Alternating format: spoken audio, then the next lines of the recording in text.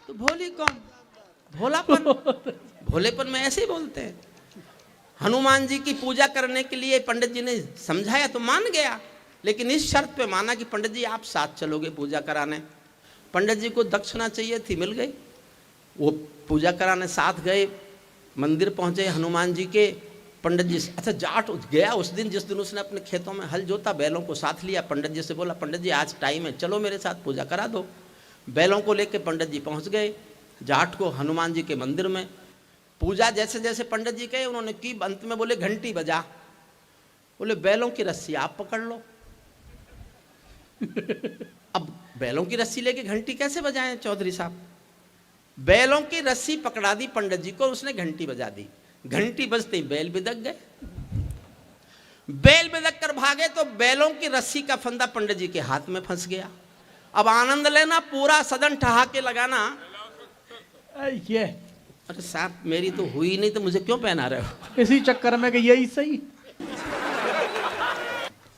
आनंद लेना साहब, आपको लगे जोरदार ठहाका आपके भीतर से आनंद प्रकट होता है तो पूरा सदन आनंद ले। मैं इनको इसलिए बता रहा हूं ये कि जो ये प्रभाव डाल गए बहुत अच्छा अच्छा पढ़ के, मैं इस प्रभाव को नष्ट करना चाहता हूं। इतना जम रहे अमित भाई, मनवीर भाई, ये भाई, ये मोनिका जी, जब इनको मालूम था कि हरिओम पवार आया है, इनको जमने की क्या जरूरत थी? बैलों की रस्सी पंडित जी के हाथ में फंस गई, घंटी बजाई तो बैल बिदक गए। बैल बिदक कर भागे तो पंडित जी फंसे हुए थे, हाथ में रस्सी बंधी हुई थी, पीछे पीछे पंडित जी भी भागे। अब आगे दृश्य ये है, दृश्य का आनंद लेना। आगे बैल भाग रहे हैं, पीछे पंडित जी भाग रहे हैं, उसके पीछे जाट भाग रहा है। रास्ते में देवी का मंदिर था। देवी को विनोद सूझ गया। देवी बोली, पंडित जी कहाँ भागे जा रहे हो सुबह सुबह? पंडित जी बोले, देवी आज तक तूने बनियों का, ब्राह्मणों का ब्याह कराया होगा, जब किसी जाट का कराएगी ना तो पता चलेगा कितना भागना पड़ता है।